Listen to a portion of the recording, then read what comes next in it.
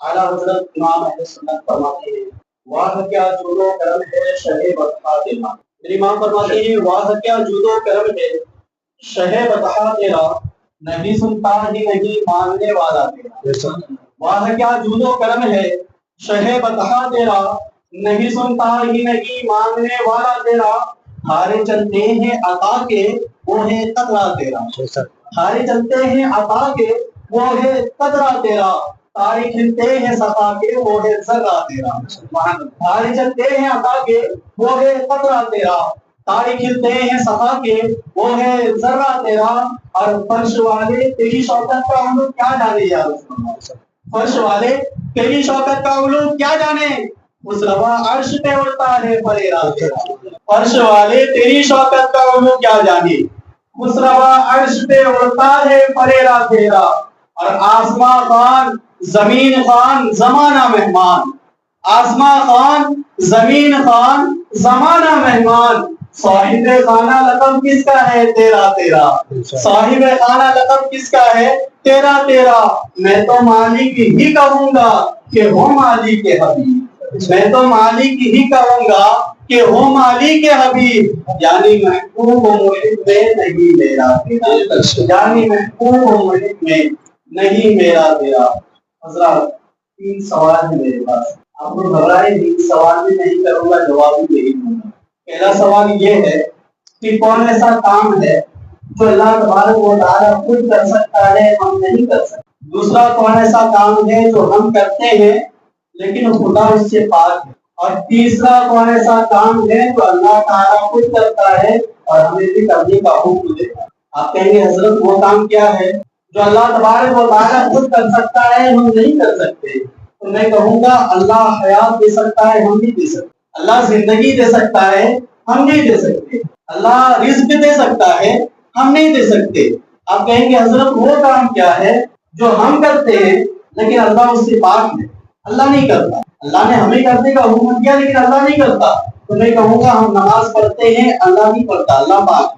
ہم روزہ رکھتے ہیں اللہ نہیں رکھتا، اللہ پاک ہے. ہم زکات دیتے ہیں اللہ نہیں دیتا، اللہ پاک ہے.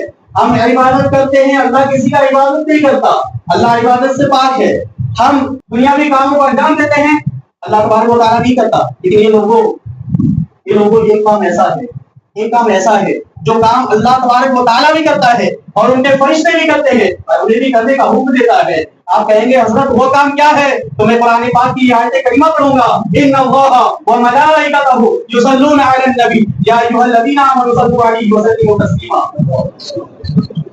اللهم رب محمد صلی اللہ علیہ وسلم وعلى محمد صلی اللہ علیہ وسلم صلی اللہ تعالی علیہ وسلم.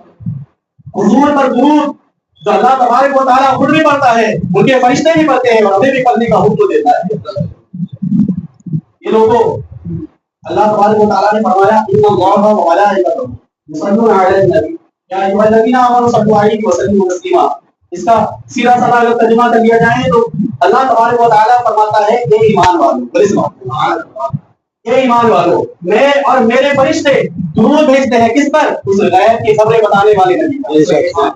میں اور میرے فرشتے درود بھیجتے ہیں اس غیب کی خبریں بتانے والے نبی پر. اے ایمان والو تم بھی اپنے نبی پر خوب درود و سلام بھیجو. تو لوگوں پتہ کیا چلا اگر کسی کو دیکھنا ہے، کسی کو سمجھنا ہے، کسی کو پرکھنا ہے اس کا ایمان ہے یا نہیں، تو دیکھو وہ درود پڑھنے والا ہے کیا نہیں، تو دیکھو درود پڑھنے والا ہے کیا نہیں. ایک بار اور جھوم کے درود پاک پڑھو اللہ صلی اللہ علیہ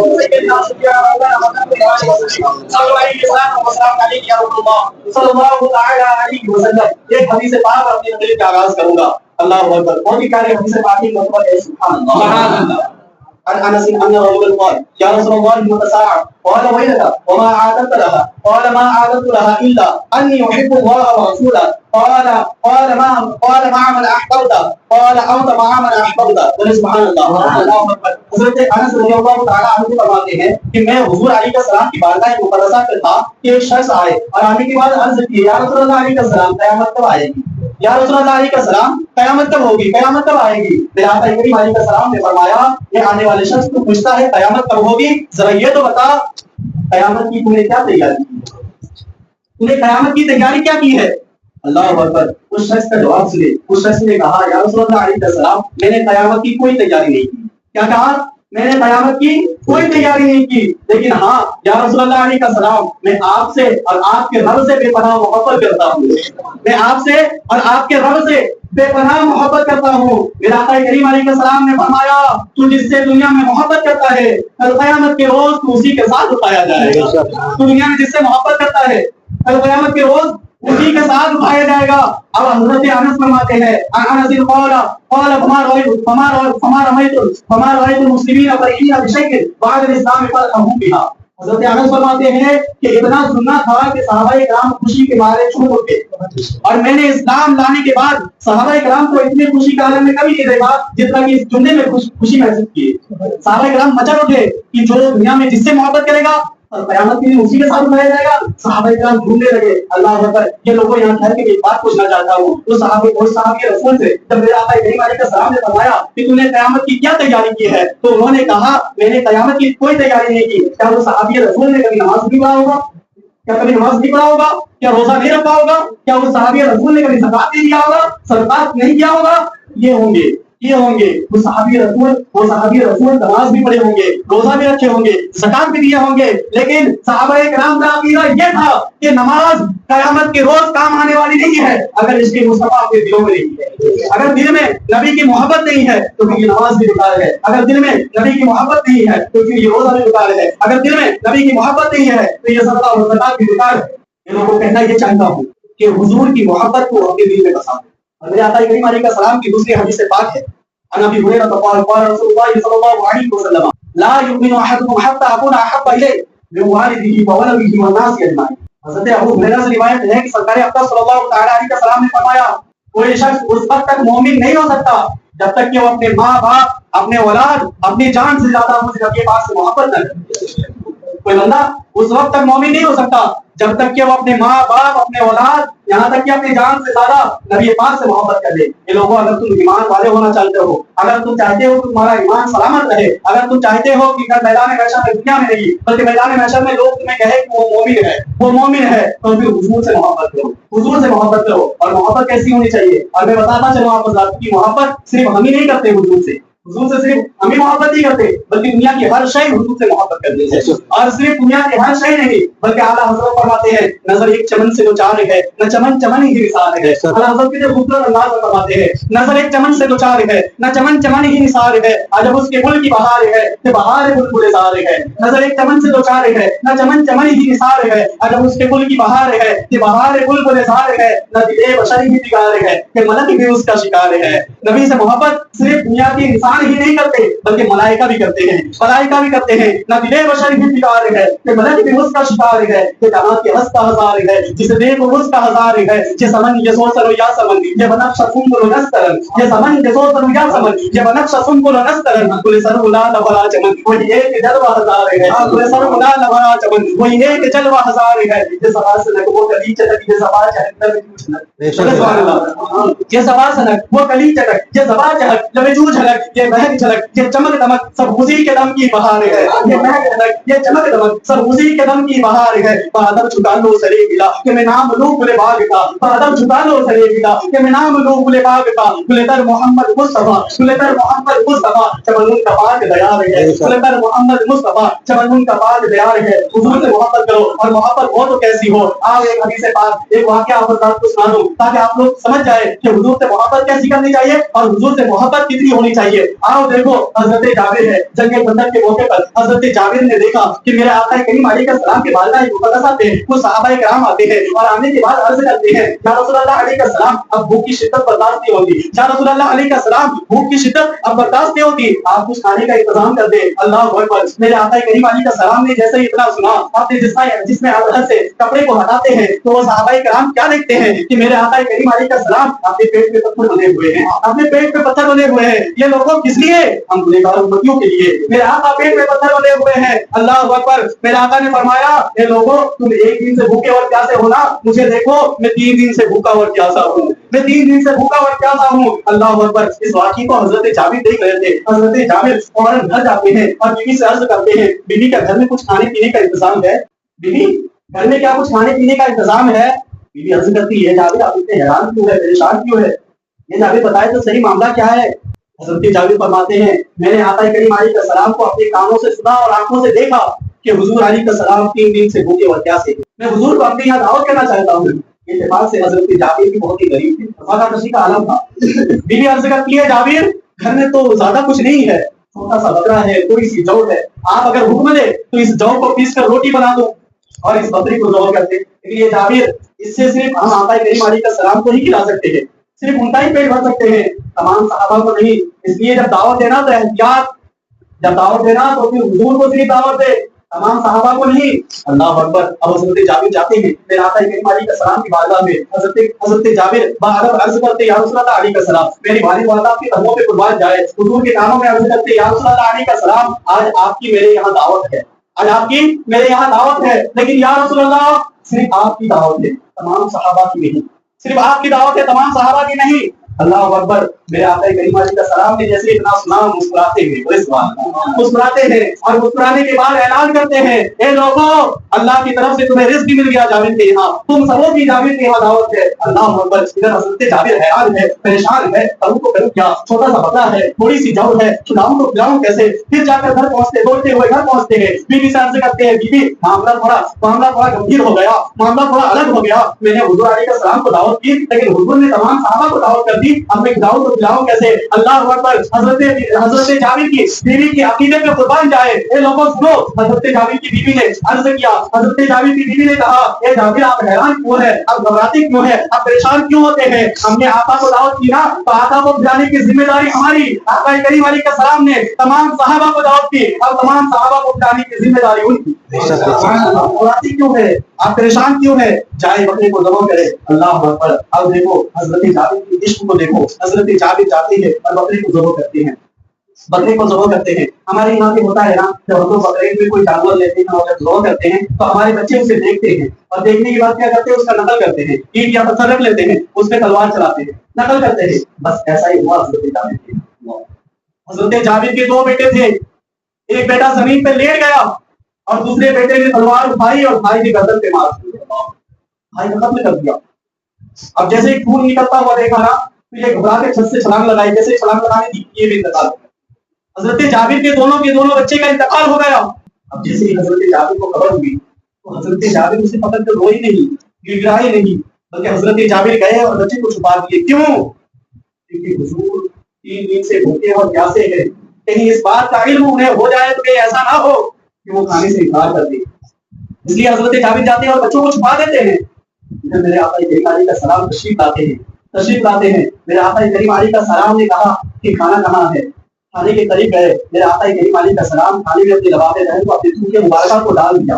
حدیثوں میں آتا ہے کہ کھانے میں اتنی برکت ہوئی کہ صحابہ آتے گئے کھاتے گئے. تمام کے تمام صحابہ کھا لیے, کھانا ختم نہ ہوا. تمام کے تمام صحابہ کھا لیے لیکن کھانا ختم نہ ہوا. اللہ اکبر. اب حضرت جابر فرماتے ہیں یا رسول اللہ علیہ السلام تمام صحابہ کھا چکے ہیں, یا رسول اللہ اب آپ کھا لیجیے. پھر آقا کریم علیہ السلام نے فرمایا جابر میں ایسے نہیں کھاؤں گا, پہلے اپنے بچوں کو بلاؤ, میں ان کے ساتھ بیٹھ کر ایک دسترخوان میں ہم سب مل کر کھائیں گے. اللہ اکبر. اب ذرا سنجیدگی سے آپ یہ سوچے دل میں ہاتھ رکھ کر کہ کسی کے گھر 2 بچے ہو, 2 بیٹے ہو اور اس کے 2 بیٹے کا انتقال ہو جائے اور اسی موقع پر کوئی مہمان آئے اور آنے کے بعد کہے کہ تمہارے بچے کہاں ہیں, تو اس باپ پر کیا بیتی ہوگی. اللہ اکبر. حضرت جابر سے جیسے ہی یہ کہا گیا نا کہ تمہارے بچے کو بلاؤ, میں ان کے ساتھ بیٹھ کر کھاؤں گا, حضرت جابر آپ کو روک نہیں سک رہے تھے لیکن روکنے کی کوشش کر رہے تھے. عرض کیا رسول اللہ علیہ السلام میرے بچے سو رہے ہیں, اب کھانا کھا لیجیے. اللہ اکبر. میرے آقا فرماتے ہیں اٹھاؤ میں ان کے ساتھ کھاؤں گا. حضرت جابر عرض کرتے ہیں یا رسول اللہ علیہ السلام وہ ایسی نیند میں سو رہے ہیں جس کو اٹھانے کی طاقت اٹھانے کی قوت مجھ میں نہیں ہے. اب حضرت جابر سے رہا نہ گیا, حضرت جابر رونے لگے, آنکھوں سے آنسو کے اشکبار ہو گئے. عرض کرنے لگے یا رسول اللہ علیہ السلام اسے اٹھانے کی طاقت اسے اٹھانے کی قوت مجھ جابر میں نہیں ہے. یا رسول اللہ علیہ السلام اگر آپ چاہے تو میرے بچے اٹھ سکتے ہیں. اللہ اکبر. جیسے اتنا سننا تھا میرے آقا کریم علیہ السلام نے آواز لگائی اے جابر کے بچوں اٹھو, یہ جابر کے بچوں اٹھو. جیسے اتنا کہنا تھا جابر کی جو دونوں بچے انتقال ہو گئے تھے. لبیک یا رسول اللہ کی صدا لگاتے ہوئے حضور کے قدموں میں گر گئے. اللہ اکبر. یہ لوگوں معجزات بیان کرنا نہیں چاہ رہا تھا, میں بتانا یہ چاہ رہا ہوں کہ جابر کی محبت کیسی تھی, کہ دونوں کے دونوں بچے انتقال ہو گئے، پرواہ نہیں ہے، بچے قربان ہو گئے، پرواہ نہیں ہے، فکر ہے تو حضور کی دل سے بھوکے ہو جائے، حضور کو کھانا کھلانا ہے۔ اللہ اکبر، یہ لوگوں تم بھی اپنے دلوں میں حضور کی محبت کو بسا دو۔ اگر کامیاب ہونا چاہتے ہو تو حضور کی محبت سنبھالو۔ آج لوگ سازشیں کر رہے ہیں، آج لوگ مجھے مٹانے کی کوشش کر رہے ہیں۔ میں بتا دوں آپ حضرات کو، اگر مسلمانوں کے پاس سب سے بڑی طاقت کچھ ہے نا تو وہ حضور کی محبت کی طاقت ہے، وہ حضور کی محبت کی طاقت ہے۔ آپ جنگ بدر کو اٹھا کر دیکھیں، جنگ وحد کو اٹھا کر دیکھیں، آپ جنگ کربلا کو اٹھا کر دیکھیں، کہاں 72، کہاں 22,000 کا لشکر، کہاں 313، کہاں ہزاروں ہزار لشکر، لیکن شکست نہیں کھائی۔ اللہ اکبر، لیکن شکست نہیں کھائی۔ آخر کون سی طاقت تھی؟ آخر وہ کیا کھاتے پیتے تھے؟ جو ہم کھاتے ہیں وہی کھاتے تھے، لیکن ان کے پاس ایک طاقت تھی جو ہمارے دلوں سے وہ طاقت جاتی ہوئی نظر آ رہی ہے۔ وہ طاقت عشق مصطفیٰ کی طاقت تھی، وہ طاقت عشق مصطفیٰ کی طاقت تھی۔ اے لوگوں، آپس میں لڑو مت، جھگڑو مت، بلکہ حضور کے فرامین پہ عمل کرو اور ایک ہو جاؤ، ایک ہو جاؤ۔ حضور سے محبت کرو، دل و جان سے زیادہ محبت کرو، حضور سے محبت کرو، اپنے بچوں کی جانوں سے زیادہ حضور سے محبت کرو، اپنے والدین کی جانوں سے زیادہ حضور سے محبت کرو، اپنی جان سے بھی زیادہ حضور سے محبت کرو۔ حضور سے محبت کیسی ہو؟ آؤ ایک حدیث اور سناؤں، اور یہ حدیث قرآن پاک میں اس حدیث کے تحت آیتیں بھی ہے کے بارے میں۔ آپ سنو، ایک یہودی اور ایک منافق کی لڑائی ہوتی ہے، ایک یہودی اور ایک منافق کی لڑائی ہوتی ہے۔ میں آپ حضرات کو یہ بتاتا چلوں کہ یہودی کون ہے۔ یہودی تو آپ حضرات جانتے ہوں گے، لیکن منافق کسے کہا جاتا ہے؟ منافق کسے کہا جاتا ہے؟ منافق وہ ہے جو نماز تو پڑھتا ہو، روزہ تو رکھتا ہو، حج تو کرتا ہو، زکات تو دیتا ہو، لیکن حضور علیہ السلام سے سچی اور پکی محبت نہ کرتا ہو، اسے منافق کہا جاتا ہے۔ کہنے کو تو مسلمان ہو لیکن حضور کی محبت اس کے دل میں نہ ہو، اسے منافق کہا جاتا ہے۔ ایک یہودی اور ایک منافق، دونوں کی لڑائی ہوتی ہے، دونوں کے دونوں سرکار دو عالم صلی اللہ علیہ وسلم کے بارگاہ مقدسہ پہ آتے ہیں، عرض کرتے ہیں یا رسول اللہ علیہ السلام، آپ ہمارا فیصلہ کر دیجیے، فیصلہ کر دیجیے۔ یہ کہتا ہے میں حق پہ ہوں، وہ کہتا ہے میں حق پہ ہوں۔ اب حضور تو علم غیب جانتے تھے نا، وہ تو جانتے تھے کہ کون حق پہ ہے۔ کوئی دیر خاموش رہے اور پھر یہودی کے حق پہ فیصلہ سناتے ہیں، یار یہ یہودی تو حق پہ ہے اور یہ مسلمان، یہ منافق تو غلط ہے۔ اللہ اکبر، وہ جو شخص نماز پڑھنے والا تھا، وہ جو شخص روزہ رکھنے والا تھا، وہ جو شخص زکات دینے والا تھا، اس نے کہا میں حضور کے فیصلے کو غلط سمجھتا ہوں، حضور کے فیصلے سے انکار کرتا ہوں، حضور کے فیصلے کو نہیں مانتا، انہوں نے غلط فیصلہ کیا ہے۔ اس سے اچھا فیصلہ تو پھر فاروق اعظم کرتے ہیں، اس سے اچھا فیصلہ فاروق اعظم کرتے ہیں۔ چلو فاروق اعظم کے بارگاہ میں، ہم دونوں کے دونوں آتے ہیں فاروق اعظم کے بارگاہ میں، اپنا اپنا مقدمہ بیان کرتے ہیں۔ فاروق اعظم پوچھتے ہیں یہ آنے والے شخص، کیا تم نے حضور علیہ السلام سے فیصلہ نہیں کروایا؟ حضور سے فیصلہ کروانا تھا، تم میرے پاس آئے ہو؟ اس یہودی نے کہا یہ فاروق اعظم، ہم حضور کے بارگاہ میں گئے تھے، لیکن یہ جو شخص آپ کے سامنے کھڑا ہے نا، یہ جو شخص مسلمان کہلانے والا شخص کھڑا ہے نا، یہ جو روزہ رکھنے والا شخص کھڑا ہے نا، یہ جو زکات دینے والا شخص کھڑا ہے نا، اس نے حضور کے فیصلے سے انکار کیا۔ انہوں نے کہا کہ حضور نے غلط فیصلہ کیا ہے، حضور نے غلط فیصلہ کیا ہے، حضور کا فیصلہ میں نہیں مانتا۔ اللہ اکبر، جیسے ہی اتنا سننا تھا کہ فاروق اعظم کو جلا لگا، فاروق اعظم اپنے حجرے میں گئے، تلوار نکالے اور اس منافق کے سر کو تن سے جدا کر دیے۔ اللہ اکبر، اور صحابہ کرام میں ہلچل مچ گئی۔ کیا کیا فاروق اعظم نے؟ یہ کیا کر دیا؟ ایک مسلمان کا قتل کر دیا، ایک قرآن کی تلاوت کرنے والے شخص کا قتل کر دیا، ایک روزہ رکھنے والے شخص کا قتل کر دیا۔ یہ فاروق اعظم، یہ تو نے کیا کیا؟ اللہ اکبر، بات میرے آقا کریم علیہ السلام تک پہنچی۔ فاروق اعظم کو حضور علیہ السلام اپنے بارگاہ مقدسہ پہ بلاتے ہیں اور پوچھتے ہیں یہ فاروق اعظم، یہ تم نے کیا کر دیا؟ ایک نماز پڑھنے والے انسان کا قتل کر دیا، ایک روزہ رکھنے والے انسان کا قتل کر دیا، ایک مسلمان کا قتل کر دیا۔ اللہ اکبر، فاروق اعظم کے عقیدے پہ قربان جائے۔ فاروق اعظم نے عرض کیا یا رسول اللہ علیہ السلام، بظاہر میں نماز پڑھنے والے انسان کا قتل تو کیا ہے، میں نے روزہ رکھنے والے انسان کا قتل تو کیا ہے، میں نے زکات دینے والے انسان کا قتل تو کیا ہے، لیکن یا رسول اللہ میں نے کسی مسلمان کا قتل نہیں کیا، کیونکہ فاروق اعظم کا عقیدہ یہ ہے کہ جس کے دل میں الفت نبی نہ ہو، جس کے دل میں محبت نبی نہ ہو، وہ سب کچھ ہو سکتا ہے لیکن مسلمان نہیں ہو سکتا۔ جس کے دل میں نبی کی محبت نہیں ہے وہ نمازی بن سکتا ہے، روزے دار بن سکتا ہے، وہ حاجی بن سکتا ہے، غازی بن سکتا ہے، لیکن وہ کبھی مسلمان نہیں بن سکتا۔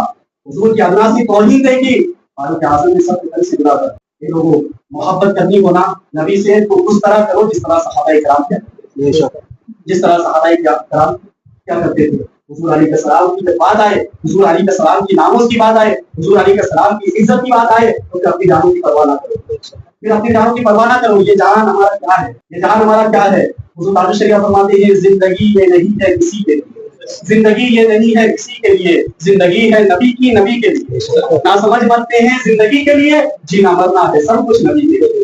نہ سمجھ مرتے ہیں زندگی کے لیے، جینا مرنا ہے سب کچھ نبی کے لیے۔ حضور کے نام پر اپنی جانوں کو قربان کرنی پڑے تو پیچھے نہ ہٹو۔ میں نے قرآن کریم کی آیت کریمہ کو تلاوت کرنے کا سبق حاصل کیا، جس کا سیدھا سادہ ترجمہ یہ ہے کہ یا رسول اللہ علیہ السلام اللہ تبارک و تعالیٰ فرماتے ہیں کہ میں نے آپ کی ذکر کو بلند کر دیا. اب رب تعالیٰ جس کی ذکر کو بلند کر دے اس کا ذکر کوئی گھٹا سکتا ہے؟ لاکھ کوشش کر لے دشمنان نبی، لاکھ کوشش کر لے دشمنان اسلام، لیکن نہ حضور کی عزت کو گھٹا سکتا ہے نہ حضور کی اس دین کو مٹا سکتا ہے. میرے بولنے میں کوئی قسم کی غلطی ہوئی تو میں اعلان نہیں کروا سکتا ہوں. وصلی اللہ ربی من کل ذنب واتوب الیہ.